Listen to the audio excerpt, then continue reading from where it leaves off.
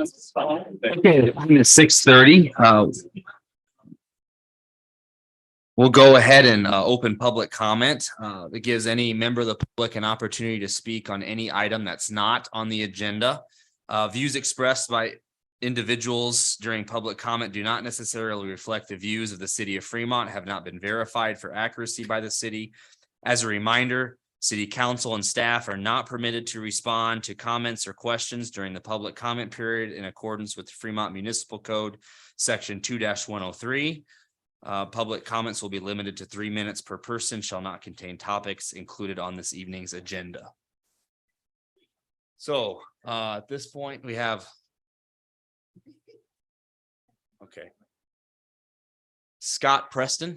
And if you do want to come up and speak, please put your name, please sign in. There's also comment cards in the back. Well, I don't know how many we're going to have. I just want to get everybody through. So,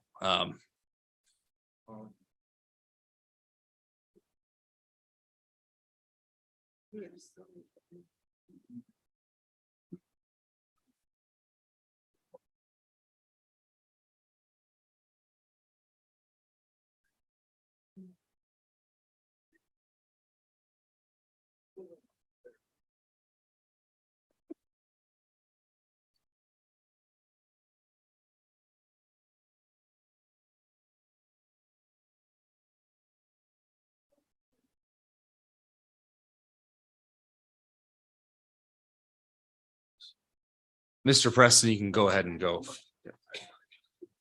Scott Preston, 1717 East 12th Street. At some point soon, you'll likely have an altered library policy manual to review and will choose to either accept or reject it. The aim of the changes will be to clarify the material selection process and display policies. Since the editing process is still underway and changes are being made, I won't talk about specific parts of the draft, but I do want to address something that was already present in the manual that has been consistent throughout all 3 drafts that have been presented, and that's a heavy reliance on the American Library Association and the inclusion of several of its documents in the manual. Perhaps this was an organization with honorable roots, but the organization and librarianship in general has been infiltrated with progressive elements that are dedicated to pushing leftist ideas. In a New York Times piece last year, Dr. Stanley Kurtz, the senior fellow at the Ethics and Public Policy Center, said this: regardless of their personal politics, librarians can strive for neutrality in the performance of their professional duties. Yet by the early 2000s, the profession had become politicized. From a 2004 resolution calling for unconditional withdrawal from Iraq to today's activism in support of the new woke orthodoxy, the American Library Association lends institutional support to the American left. And if you think that trend might reverse, consider that the organization just elected a self-described Marxist to be president. During her campaign, she said that the consequences of decades of unchecked climate change, class war, white supremacy, and imperialism have led us here. If we want a world that includes public goods like the library, we must organize our collective power and wield it. The American Library Association offers us a set of tools that can harness our energies and build those capacities. That doesn't sound very neutral to me. During the presentation of her report just last month, Ms. Drabinsky slammed and threatened parents when she talked about, and this is a quote, "the terrain set before us by a pro-censorship minority with a loud, large megaphone. You know, and I know, we must wrench that megaphone from out of their hands and place it squarely back in ours." And after the Moms for Liberty conference in Philadelphia, she retweeted praise for an article that proclaimed that making fascists feel unsafe is as much a Philly specialty as cheesesteak, and it felt awfully nice to indulge. In other words, she supported the threats of violence against a group of concerned mothers. Does this sound like an organization having any desire to work with parents to come up with solutions? It doesn't to me. And if our library staff isn't willing to actively push against the agenda of this organization, our library will join most libraries in drifting further in a direction that does not reflect this community. But far from pushing against this organization, the library staff is using the ALA's documents to undergird its policy manual. What message does that send? Given the comments of the next president of the ALA, it certainly doesn't send the message that they're willing to work with parents or the community at large. I want to believe the best about the library staff. They've always been kind to my family over the years and cordial with me. But when there remains an insistence to stand with the American Library Association, I have to question what the motivation for that really is. I would encourage you to question it too, and insist that the policy manual and our library sever ties with this increasingly radical organization.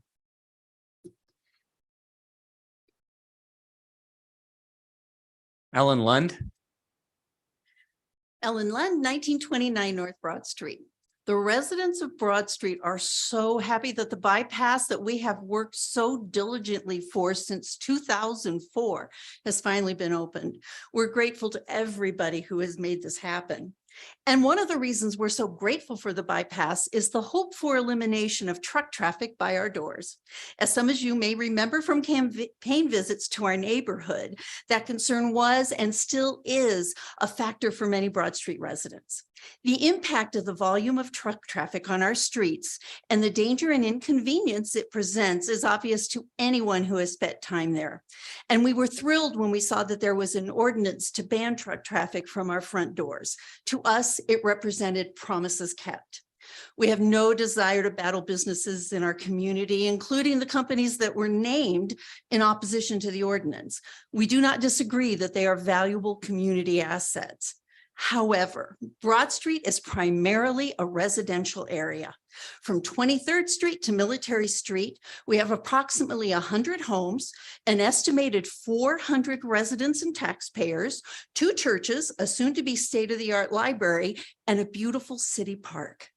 It is not best practices for any community to designate a primarily residential area as a truck route. It compromises the peace and quiet of our city, and more importantly, our residents' safety. If the council, with the advice of staff and legal, can devise an elegant plan that relieves local truck drivers only working on projects in our community with an exemption, so be it. But if that exemption becomes the rule and we end up with only a slight reduction of the number of trucks tearing up our streets, then the purpose of the bypass has been thwarted and promises to your residents have been broken. And I thank you very much for this opportunity to speak.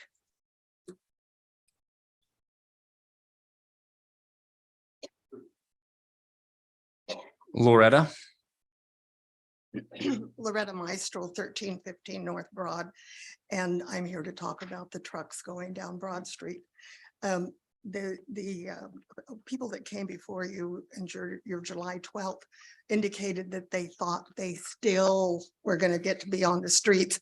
I have documentation where we had meetings. The whole thing was no trucks, no trucks. And if you would like to read it, it's welcome.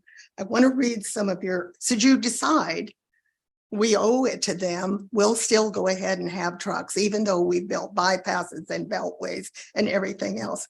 Your April 205, your Clark Bolsholt, who was the public works director, told us that when it was a state highway, 80% of the maintenance and repair costs went back to the state to pay the bills. Now that it's a residential street, you get the bills.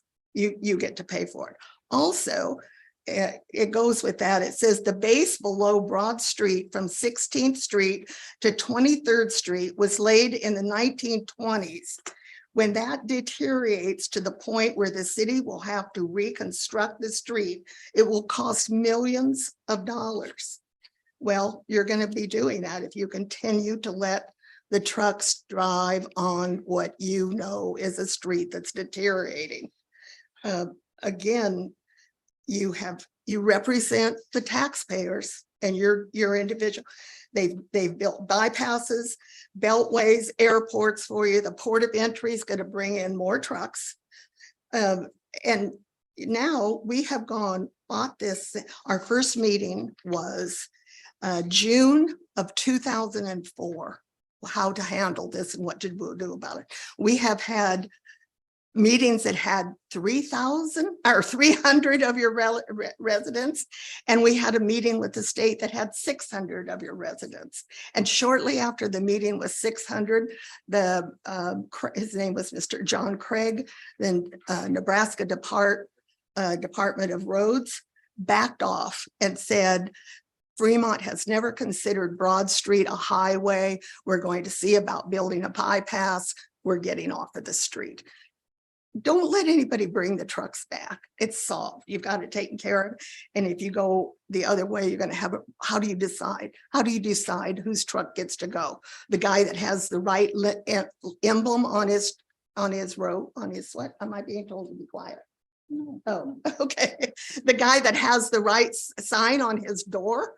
Or are you going to charge him a fee? Maybe have them go like we get dog tags. They can go get a pay a fee to repair the road if they keep using it. You can't keep going back to your taxpayer. They're going to at certain times say no.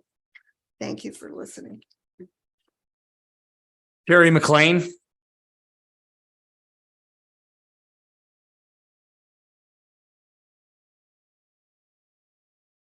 Good evening, Mayor and City Council. My name is Terry McLean. I live at 2810 East Bristolwood Drive in Fremont and have resided in Fremont for more than 50 years. My reason for coming tonight and the subject of my comment is this very public comment period. While I applaud the original intent behind implementing a monthly comment period, it's my opinion that many times it has gone astray. And like many good ideas, there has been an unintended consequence that takes away from the original good intentions. What I've observed in past public comment sessions is that the comments are not vetted in any way. Many of these comments seem increasingly personal and even attacking. And worse yet, sometimes these comments are not even true. Yet, given this strange format, there is no opportunity for any verification because you can only listen and make no response or comment. It makes for a completely one-sided dialogue. Worse yet, these public comment sessions are recorded and remain on online records on the city's website forever. That seems wrong, given the lack of a formal agenda or any council action. Last time I checked, we had a representative form of government where we elect city council members. It's been my experience, I've had no problem contacting my own ward representatives. If you want to be more accessible to your constituents, then perhaps you could still have a meeting every month and be available for actual conversations with folks who have a question or issue and want to meet with their elected official. In any case, recordings of these public comment meetings should not be part of the permanent online record. I've lived in Fremont long enough through a number of mayors and many city councils. It's been a good place to live and raise a family. But recently, negativity is generated and perpetuated in part because of these public comment sessions. And I believe it's hurting Fremont. We all have our right to our opinions and share those, but this should be done in a constructive manner. As the saying goes, you either have to be part of the solution or you're going to be part of the problem. I urge you to seriously consider an alternative format to better accomplish the original goal of providing a public forum. It seems the format allows dialogue with city council members would be much more productive. In closing, I want to thank the mayor and city council for your service. I know it's not an easy job. And I do appreciate your dedication to Fremont for a better place to work and better place to live. Thank you.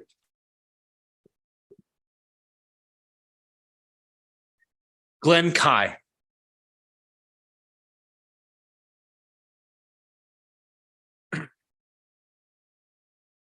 I'm Glenn Kai. I live at 2550 Deerfield Avenue. During the last meeting in June, my wife and Mr. Yerger spoke on getting a four-way stop put at Morningside Road and South Luther Road. This was followed by some questioning by Councilman Ellis to Mr. Zetterman. During their conversation, Mr. Zetterman stated that after hearing the anecdotal public comments, he didn't see how stop signs could be placed on a 45-mile-an-hour street. In the dictionary, anecdotal means a short account of an interesting or humorous incident. There's nothing humorous about this. He then stated a traffic study would have to be done before anything could be done. Well, I saved the city a bunch of money, and I did a 2-day study on my own. On July 11th, from 3 p.m. to 4 p.m., 450 cars and pickups went through the intersection of South Luther Road and Morningside Road. There was also 63 trucks went through the intersection. That's any direction through the intersection. From 4 p.m. to 5 p.m., 565 cars and pickups went through the intersection every direction, and 41 trucks. That's over 1,000 vehicles in 2 hours. On July 12th, from 3 p.m. to 4 p.m., 490 vehicles and and pickups went through, and of those, 230 of them went north on Luther Road alone. Also, 30 trucks also used the intersection. From 4 PM to 5 PM, 576 cars and pickups went through the intersection, which 266 of them went north on Luther Road. Again, that's over 1,000 vehicles in 2 hours. Mr. Zetterman doesn't seem to understand that every time a vehicle turns across the lane of traffic to go north or south across Morningside, that automatically places the stop sign on a road with a 45-mile-an-hour speed limit. At least a consistent 4-way stop would be a lot safer than people stopping unpredictably in traffic. If 45 miles an hour is historically too fast, drop it to 40 on Morningside, and it would match the speed limit on South Luther between Morningside and the railroad tracks. And yes, this time frame may be rush hour, but there are 2 rush hours a day. One in the morning and one at night. And that's only over 2,000 cars through the intersections in 4 hours, not counting the rest of the day. And in 3 weeks, school traffic starts. Hopefully, the city can be proactive for a change before somebody gets hurt. Now, as a point of interest, after I wrote this information in this little speech, there was an accident at the intersection in which Fremont's EMT service was called out. Thank you for your time.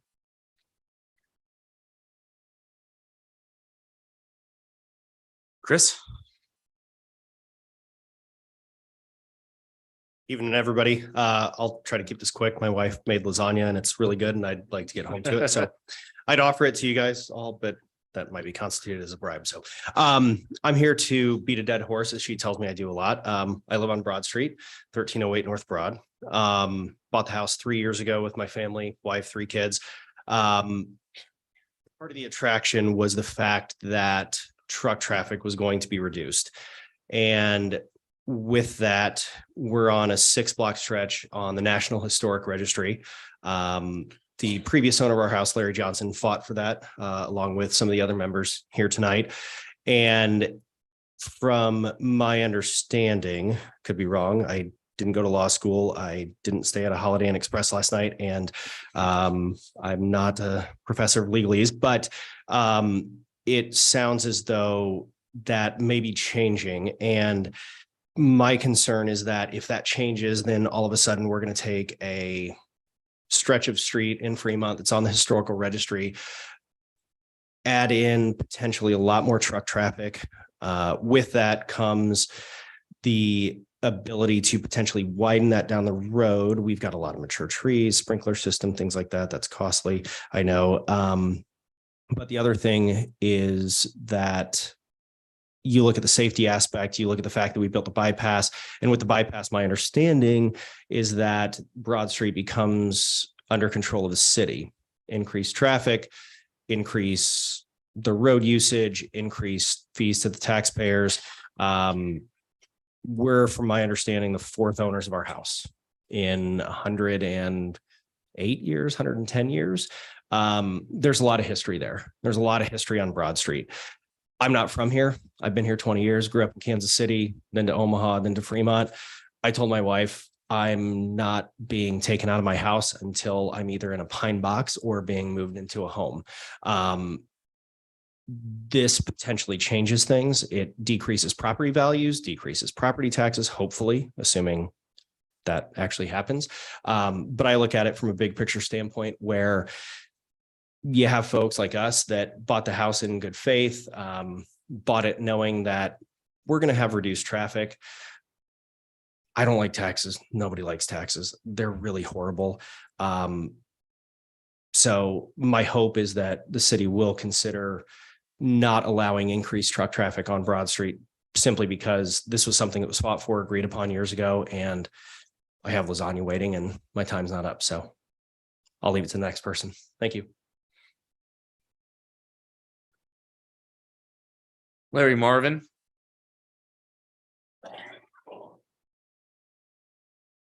Good evening. My name is Larry Marvin, 1945 Morningside Road, apartment 124 in Fremont. I believe that I'm a watchful citizen and a good Samaritan. My vocabulary is unicameral, common law, kangaroo court, first, second, and third readings, and apology. When our predecessors switched from the bicameral legislature to the unicameral legislature, in order to be in compliance with our Republican form of government with two houses, we agreed that the watchful citizens were to be our second legislative house. From the bottom of my heart, I appreciate all the winners and losers that put themselves on the ballot so we have freedom of choice. Last month, I witnessed the city council and I'm of the opinion that I watched a kangaroo court. No one brought the word common law. Watchful citizens were criticized for wasting our time. Well, this city council is being paid with my or our tax dollars, and our city attorney allegedly misled one or more of the watchful citizens. So in my opinion, you, the council, do not understand that you wasted my or our taxes and our time. You blamed us watchful citizens who were authorized to watch over you and your behavior. I am not involved in the complaint that was filed, but I will tell you that a half a year ago or so, I came to address the city council, and I was informed that I could not do so, but only on the last meeting of the month. So you dictatorially deprive our citizens' house only half of the time. Also, you sometimes gave me 3 minutes instead of 5 minutes. So I am of the opinion that you are censoring us watchful citizens. So I give you a D- and you are fired. I believe that our law requires first, second, and third readings to give us citizens time to think over what you are doing and then schedule our time to come before you to point out thoughts that you may not have thought about. But you're having 2 readings at one meeting. Aren't you rushing things or covering up for shoddy preparation? Sometimes at coffee clutch, we hear comments like taking bribes under the table. So please use no such double readings in one meeting because you make me nervous and uncomfortable. Justice depends on the watchfulness of the citizens, and that's on the top of the north entrance coming into the state capitol building in Lincoln. And it might be justice relies on the watchfulness or depends. I'm not sure about that one word, but justice needs us watchful citizens to be watching all of our government, state, local, and federal. Thank you.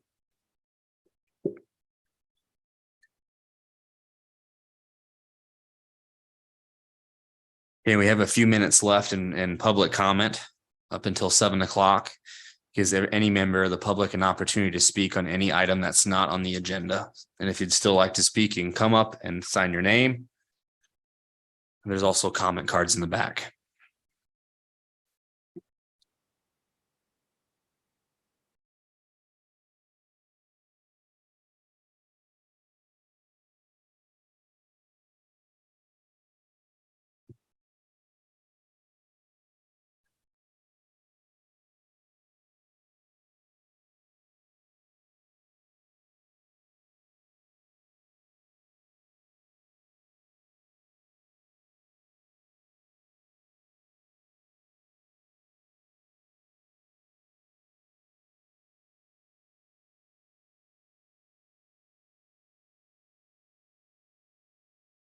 Susan Jacobus, 1805 North D Street here in Fremont. A few comments from me tonight that I cannot disagree with, and primarily the issue about truck traffic. That was approached many years ago, and we considered it at the council level because the state had implied, because of all of the heavy truck traffic and the amount of it, Broad Street was going to have to be broadened. Pardon the pun.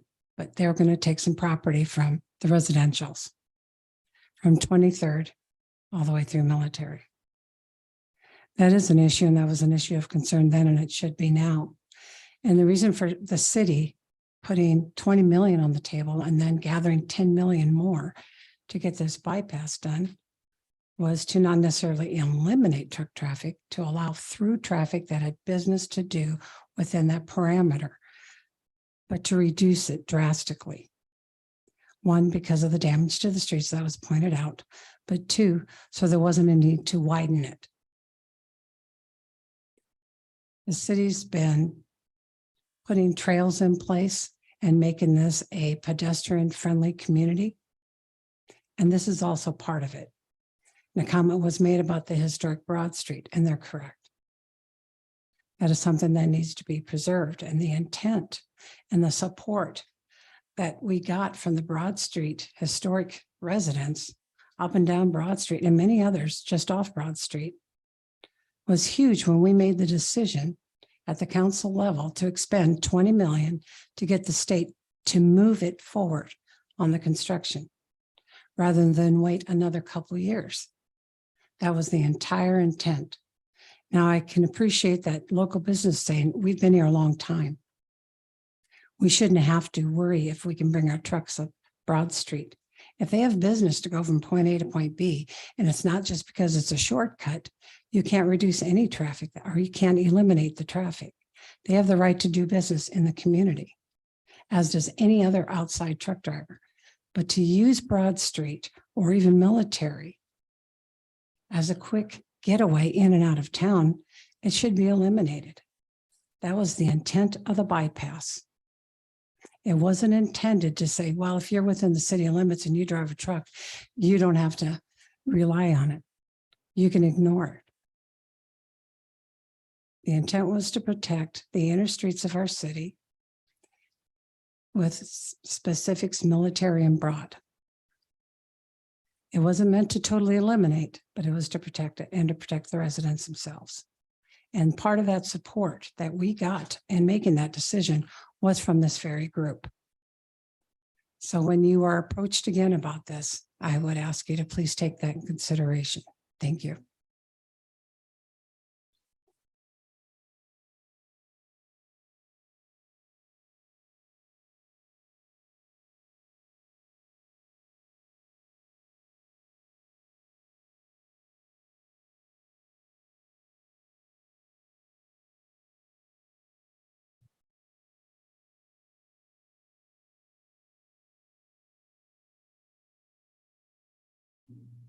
Brad Yerger, 2318 East Fifth Street.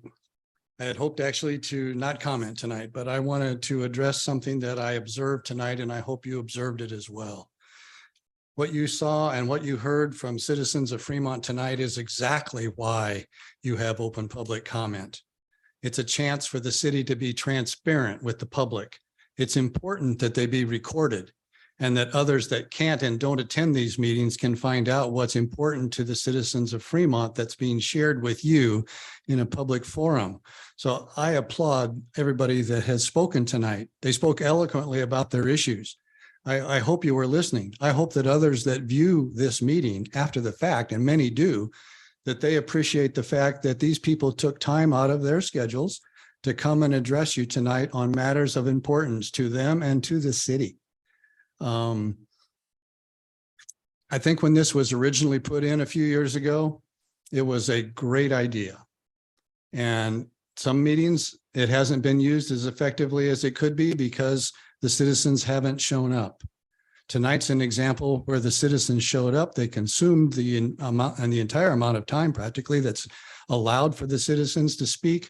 I encourage you, please don't modify that. Keep transparency in government. Let the people speak, bring their issues forward to you. Let the others that view this after the fact online the opportunity to hear what you heard and make judgments about what the people of Fremont have on their mind relative to city government. Thank you.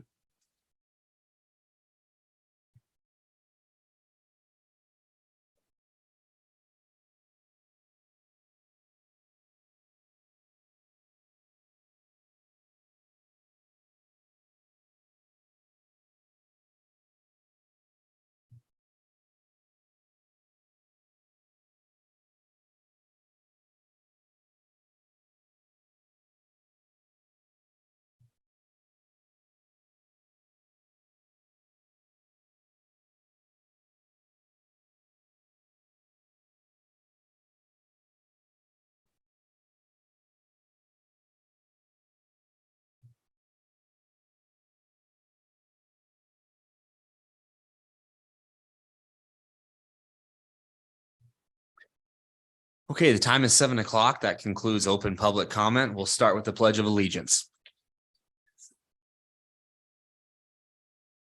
I pledge allegiance to the flag of the United States of America and to the republic which it stands, one nation, under God, indivisible, with liberty and justice for all. I'll go ahead and open the meeting, city council regular meeting. Again, the time is 7 o'clock. The Opens Meeting Act is posted on the rear wall next to the agendas. This time we'll have roll call. Please vote for roll call. 8 council members are present, Mayor. Right. Okay, next is mayor's comments. Tonight, I would like to recognize 2 individuals for their years of service within the city of Fremont. First, we have Matthew Sherkamp, 5 years of service. Matthew's been with the city of Fremont as a senior electrical technician since 2018. And Adam McPherson, 10 years of service. Mr. McPherson started with the city of Fremont as a police officer in 2013, and he got promoted to police sergeant in 2021.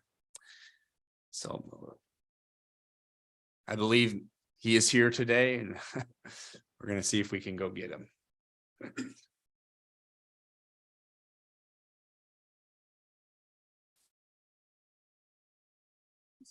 Okay, all right. Well, let's give a round of applause to these 2 individuals for their service.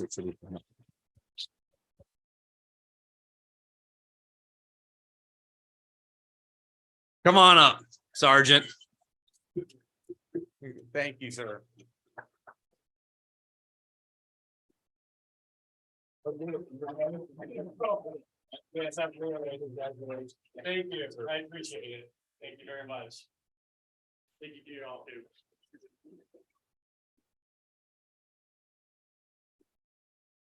Okay, that concludes my comments this evening. We'll move on to item 1 on the agenda. A motion to adopt the current agenda for the July 25th, 2023 regular meeting. Councilman Jensen. I will make that motion. Councilman Sukram. I will second. Okay, cast your votes on the agenda. Motion carries 8-0, Mayor. Next, we'll move on to appointments. As item 2, move to confirm an appointment of Tyler Mutlu and Nathan Hubbard as firefighter EMTs per mayor recommendation. I am pleased tonight to present these 2 new firefighter EMT appointments to the city. As you saw in the backup, they met all qualifications, went through the civil service process. And so I'm excited to be able to present them tonight. The other candidate on the civil service list withdrew his name. And so, but we are really excited about these 2 joining the city of Fremont. So I would take a comment. I'd take any comments from the council or questions. So if there are none, I would take a motion. Councilman Jensen.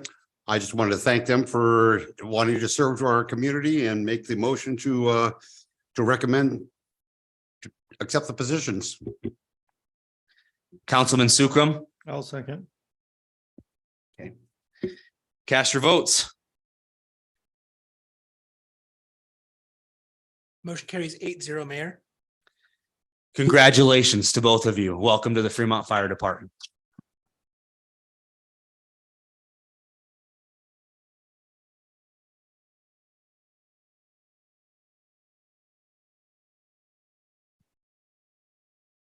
Okay, moving on to item 3 is a motion to approve the recommendation of the mayor to appoint Spencer Wilson to the Utility and Infrastructure Board to a 5-year term ending June 2028.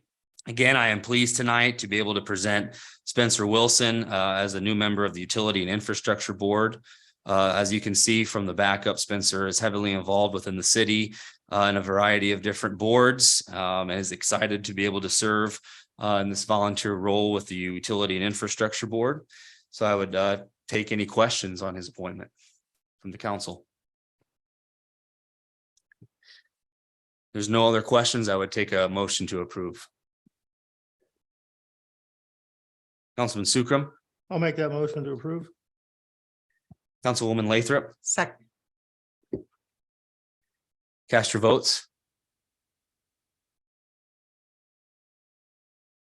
Motion carries 8-0, Mayor.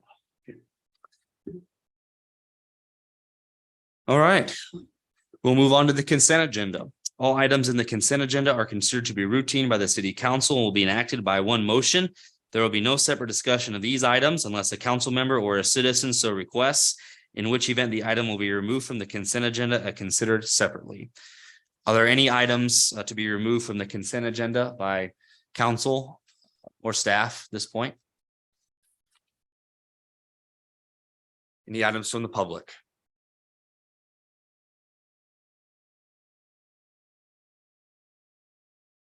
Fred Yerger, 2318 East Fifth Street. If the council would remove item 13 for discussion, please.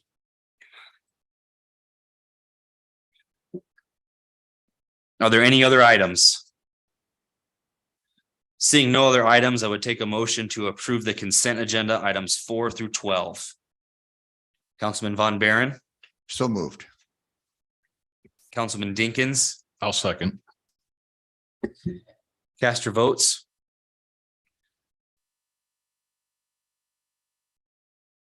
Motion carries 8-0, Mayor. Item 13 is a mayor spellover item, resolution 2023-185, authorizing the mayor to sign a contract with RDG Planning and Design for an affordable housing action plan. We now have Ms. Jennifer Dam, the planning director, will give our staff report.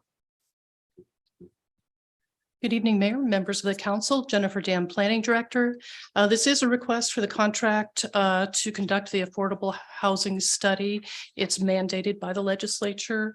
We have until the end of the year to get that put together. I've been doing regular reports every couple of years, but I just haven't had the bandwidth to be able to put this together with everything else that's going on. So we're intending to hire RDG Schukert or RDG Planning and Design. We asked for 3 quotes. They quoted $16,500 plus expenses. Hannah Keelan quoted $26,000. And we requested a quote from Marvin Planning Consultants and they didn't respond. I'd be happy to answer any questions. Any questions for staff? Okay, thank you. Comments from the public on this item?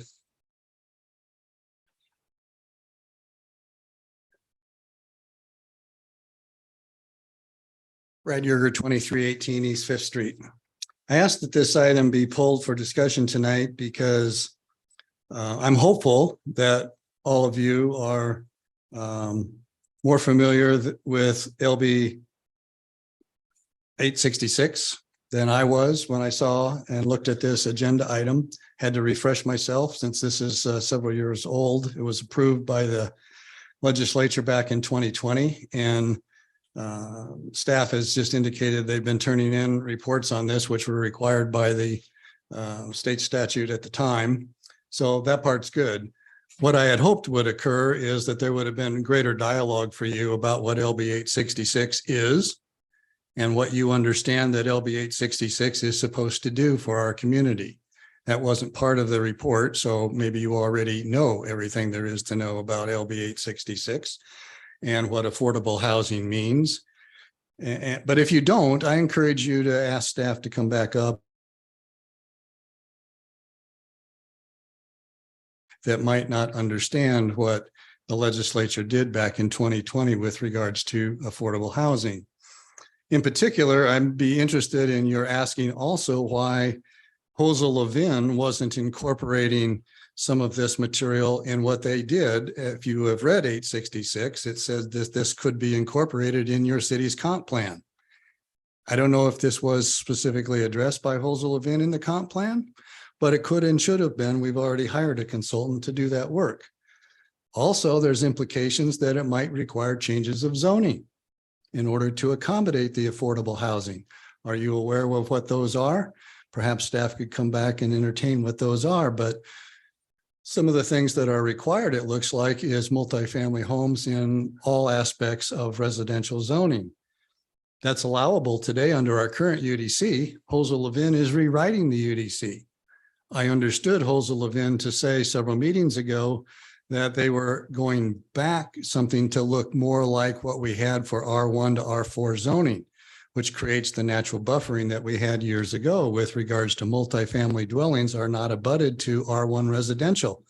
Doesn't look like LB 866 provides for that. You have to allow this in every zone. So was Jose Levin aware of this? And have they incorporated that appropriately? It would be interesting to have some dialogue about that now that you are adopting the procedures.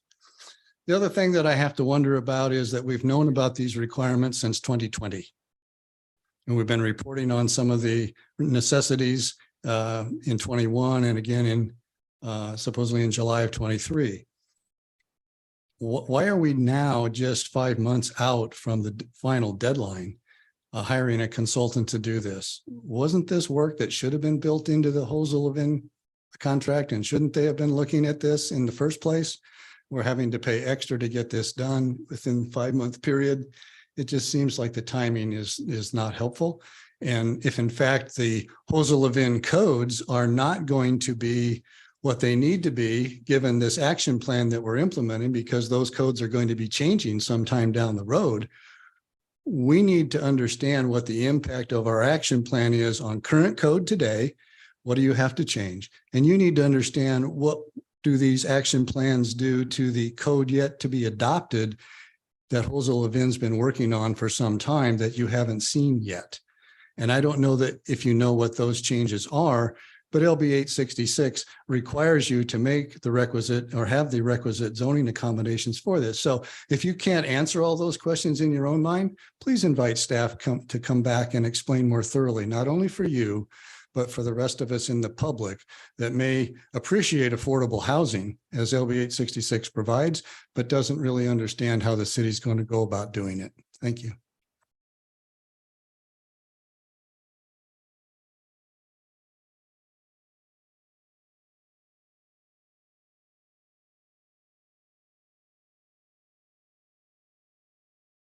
Susan Jacobus, 1805 North D Street. I also have some of the same concerns. I understand that once this was passed, this was not, you may wish to do this or not, but it's a requirement. As far as the general fund, how does this affect your budgeting? Has this been part of the intent to add additional funding to this? I know we work with GFDC on workforce housing, and I'm assuming that may be fulfilling the nonprofit aspect of it as far as your commitment to creating workforce housing. But I also have the same question. How does this interact with your current UDC? And how does it interact with the proposed UDC? And where is the proposed new planning codes at? And has Jose Levin worked on this? Because this has been something that was acted in August of 2020. Thank you.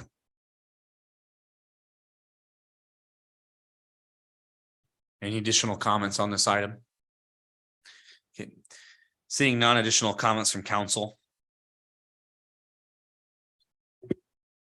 Councilwoman Ganem.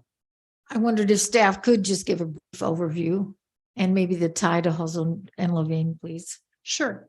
LB 866 is the Missing Middle Housing Act. It was introduced by Justin Wayne of Omaha. The intent is to increase the availability of affordable housing and the missing middle housing we've talked about as we went through the comprehensive plan. That's where you have duplexes and triplexes intermixed with single family housing. We have that in a lot of areas of our town today. Over by Nye Street and Linden School is a great example of an intermixing of various types of housing. Also south by Donna and Howard Streets and Cumming Streets, and then that area where there's a mix. LB 866 does not mandate that we require multifamily housing in every zoning district. If we don't have the housing plan, we will be mandated to allow it in every zoning district. But the purpose of the housing plan is to address how we're going to provide missing middle in our community and within our zoning regulations. Currently, our zoning regulations do allow multifamily, duplex and row houses in every residential zoning district. I think there was a misunderstanding about what Housing Living is proposing with the R1, R2, and R3 districts. They're taking back to those names. The R1 district was only a single family only housing district back to about the 1980s. After that, and duplexes were always allowed. As you go around town, you'll see a lot of duplexes interspersed in single family housing develops throughout the town. But it's more understandable that the density is lower in an R1, greater in an R4. The scope of work for a comp plan and a housing study are two very different things. The contract for the comprehensive plan did not include doing a housing study. A couple of years ago, GFDC was taking the lead on housing studies and housing plans. They contracted with Hannah Keelan to update the housing study for Dodge County twice. And under their previous director, they were going to do this affordable housing study. I learned earlier this year that they were not intending to do this housing study. I was trying to gather information and get it put together. I just don't have the bandwidth, so that's where we are today. Thank you. Any other comments from council?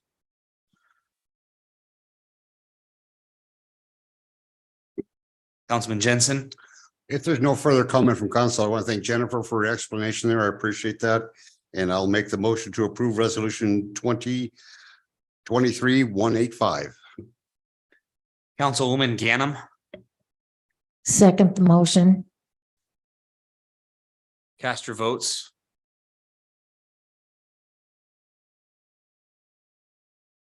Motion carries 8-0, Mayor. Moving on to new business, item 14 is resolution 2023-182, accepting and entering into a master agreement for professional services with Olson relating to consulting services at the Fremont Municipal Airport.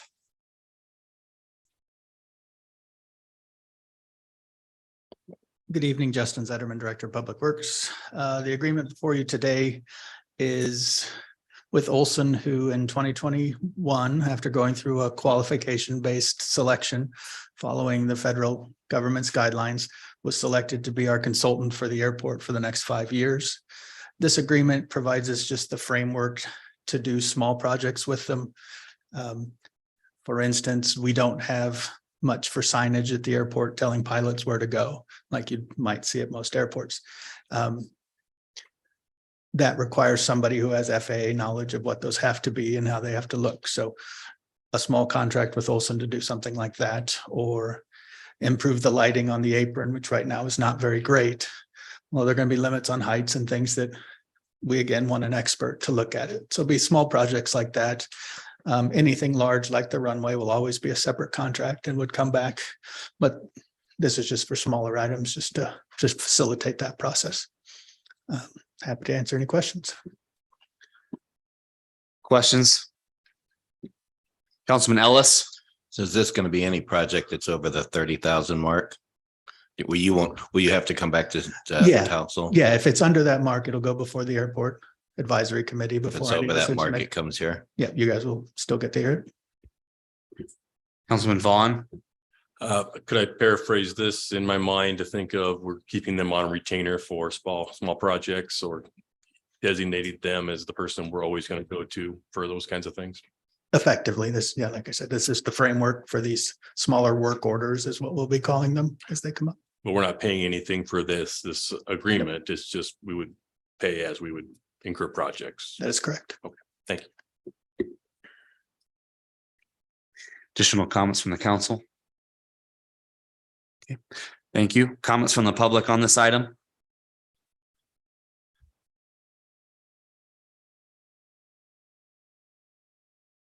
Brad Yerger, 2318 East Fifth Street. I only have one quick comment on it, and I would draw your attention to the resolution that's in your packet and the second whereas statement that's contained therein, and would ask that perhaps you might want to consider modifying the wording there. It says that the committee met on June 9th to score the firms and to select Olson.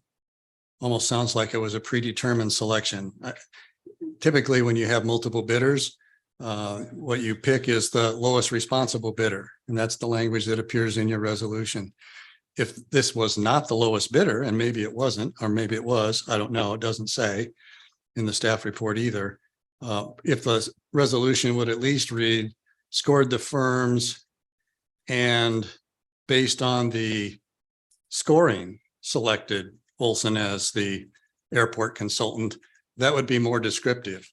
But if you're not going to name it as the lowest responsible bidder, I would ask you to consult with legalists. You do have to have a reason if you didn't take the lowest bidder. Thank you. Any other comments? Okay, any additional comments from council? Councilman Von Baron? Yeah, Justin, I wonder if you could clarify for us. I think you said in 2021, Olson was selected for the next 5 years. Can you just That is correct. give an overview of how that works versus competitive bids? Yeah, this had nothing to do with low bid. There were no numbers given. This was following the federal government's Brooks Act and was qualification based. If I may editorialize, that is the best way to hire consultants. It isn't by who will do it the cheapest. It's hiring the best people. And that is the process that had to be followed based on FAA guidelines, and that's how it was. They were interviewed, scored, and Olson had the highest score based on the information they provided in their application and in their interview. So they were basically the only firm that met the requirements? There were 3 firms Okay. that were interviewed. Burns and McDonald and Kirkham Michael were also. Okay. And Yeah, I'm not questioning your decision at all. I'm just trying to understand how you rank those, what tool you would use to rank those 3. not being here at that time, I can't speak directly to what their scoring system was, but typically you'd be looking at qualifications, staff availability, services provided, things like that. In some of the notes, I saw one thing they did mention was that they liked that Olson was able to provide most all the services needed in-house. They wouldn't have to have sub-consultants to help out with geotechnical work or things like that. Makes sense. Thank you. Councilman Vaughn? One more question, Justin. We've used Olson on all sorts of projects over the years. Is that true? In the time I've been here now, and when I was previously here, I've worked with them on the airport, and I worked with them on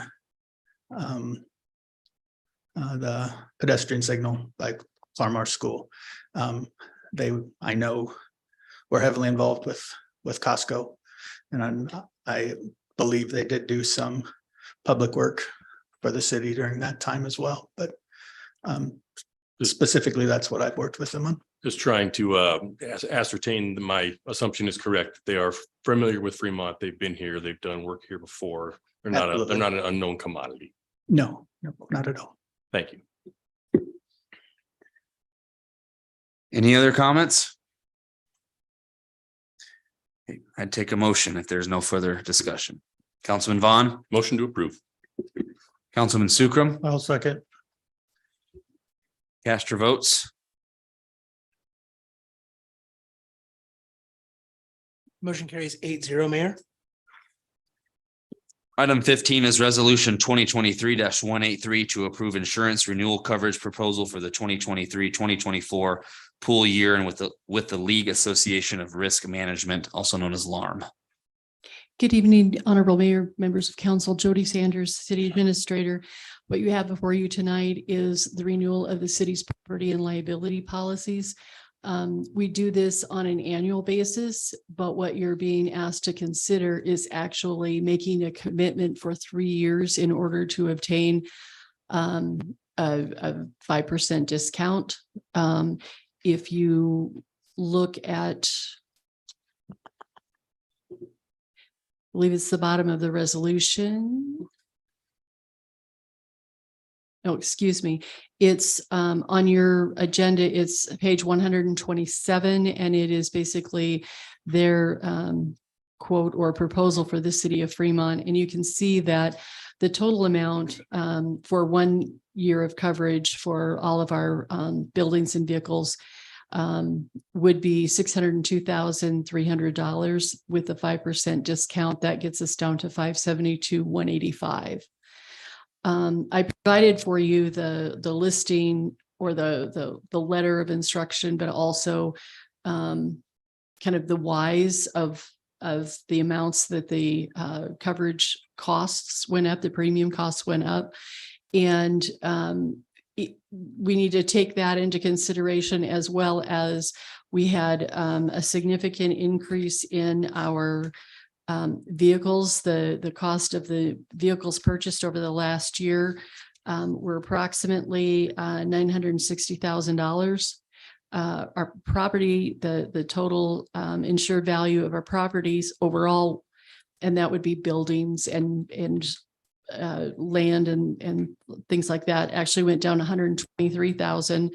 But our additional property, that's more scheduled vehicles, large equipment, not on-road equipment is probably the best way to say it, that the value of that went up 309,000 from the prior year. So with those, between the premium percentage increase that was listed in the letter, but also the increase in our insured values, this is actually, I hate to say a bargain, because $600,000 or $572,000 is a lot of money, but it's in keeping with what we might expect given our increased values. You're being asked, so when the time comes to make a motion, we would want someone to indicate if they would want to take this for the 3-year, 180-day notice, or whatever variation, again, from page 127. You could do just a 90-day notice only. That's where the 602,300 comes from, but it's incrementally, the discount is greater the longer of commitment that we make, if that makes sense. Okay. Thank you for that report. Any questions? Okay. Councilman Jensen? Yeah, I would just spitball here a little bit. This sounds like a lot of money. We're talking about 600,000 to 580 something. But if you look through this and see the liability coverage we get, I mean, it's $5 million on law enforcement liability, 232 vehicles, all the insurance on that. There's an awful lot of things this stuff covers. It's a big check to write, but it's a check we need to write. One thing I failed to mention is that this includes not just city vehicles and city buildings, with the exception of the power plant and the wastewater treatment plant. It also includes the utilities. So the all of the utility vehicles are included in these counts that you see there. But we have other insurance for the 2 large facilities for the utilities. Any comments from the public on this item?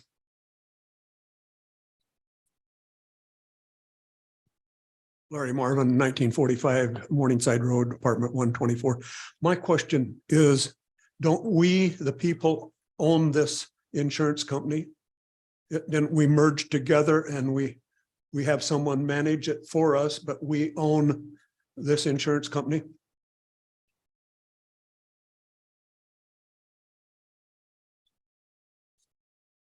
Any other comments from the public on this item? Okay. Any additional comments from council? Councilman Jensen? With no additional comment, I'll make the motion to approve resolution 2023-183. We do need you to specify which variation, or on the resolution itself, it lists out whether you want a 3-year commitment and how many days notice. I would specify that with a 3-year commitment with a 180-day notice. Okay. Councilwoman Ganem, I would second that. cast your votes.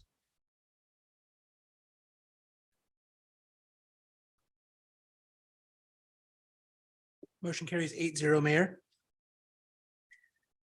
Item 16 is resolution 2023-177 to award EPC contractor for U8 submerged ash conveyor system to comply with the ELG rule. Mayor, City Council, Jeff Shanahan, Utility Manager. This is equipment that has to be installed by December 31st, 2025. It's to maintain compliance with the EPA rules. The ELG is a rule that prohibits the use of water to slurry out bottom ash. So this is going to be basically building a submerged conveyor. The bottom ash will dry out as it goes up on the conveyor and it'll be discharged out the back of the plant. And then we'll haul it out by truck over to where it would have gone in the way we previously handled it. So we went out for bids on this. HDR helped us write a spec. We got 2 bids back, Dan Zimmerman and Fagan. HDR and plant staff reviewed all the specs, had a few comments and went back and forth with the 2 contractors. And it was determined that Dan Zimmerman was the best product and they were the lowest evaluated bidder. So we're asking approval of them. Any questions for Mr. Shanahan? Thank you. Councilman Von Baron. Yeah, just one, just for my own understanding. Previously, we've handled it as a slurry and then just pumped out. to No, disposal. it was slurried up to what we call a dewatering bin, where the water was taken out of it. And then we hauled it out by truck over to the monofill to where we would be staged. That is not allowed. So is this a significant cost in handling? It will be, well, there'll be some additional handling because we're going to have to move it from behind the plant into a truck and haul it over there. We hauled it in truck anyway, but there is no other choice. We're just going to have to deal with it. And but yeah, we plan on building a storage vessel behind the plant, and then we'll use a small, little loader to load it up into a dump truck and haul it over there. Okay, thank you. Councilman Jensen. Speak to that to where I was at the UIB meeting and I know this is a process we've been doing that isn't going to be allowed anymore, much like the ammonia things and the wastewater that they changed, so we had to change. This is a change that we really don't have a whole lot of choice on the matter. No, it's in our, it's a federal regulated rule. And then the state, a number of years ago, we just got our new permit. So 5 years ago, they included that in our state operating permit for the plant. So we've been giving them annual updates as part of the permit requirements, as going through the feasibility studies, going through the engineering design reviews and those kind of things. And now we've just got to get it installed. So the anticipated install date is spring of 25, if we can get it approved today. If not, we'll go for another date. Councilman Vaughn. More of a generalized question, I suppose. We all know the status of how coal-fired power plants are kind of viewed and what their future may hold. Understood. Yeah, it's a kind of a mixed bag, right? Yeah. Is there any other large looming regulations and projects that we're going to have to meet in the next 5 years that you're aware of? I know things change, but Yeah, things change. I mean, there are, there's always those bringing back the clean power plan and those kind of things. Right now, there's a big focus on elimination of natural gas and those kind of things also. So, we only can deal with them as they come through. Usually what happens is these rules get talked about, then a change administration, they go away, but they don't really go away. Then they come back and, we've had many projects where we've bought an equipment and material, never installed it because it just, the rules got changed by administration and there we sit, but you got to be prepared for them. thank you. Yep. Thank you. Any comments from the public on this item? Okay, seeing no comments, additional comments from council? If there are none, I would take a motion.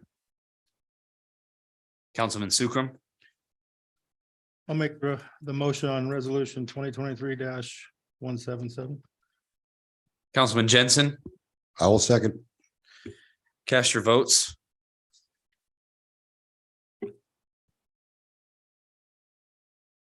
Motion carries 8-0, Mayor. Councilman Jensen, Motion to adjourn. Councilman Vaughn, I will second. cast your votes. Motion carries 8-0, Mayor. We are adjourned. Have a good night, everyone.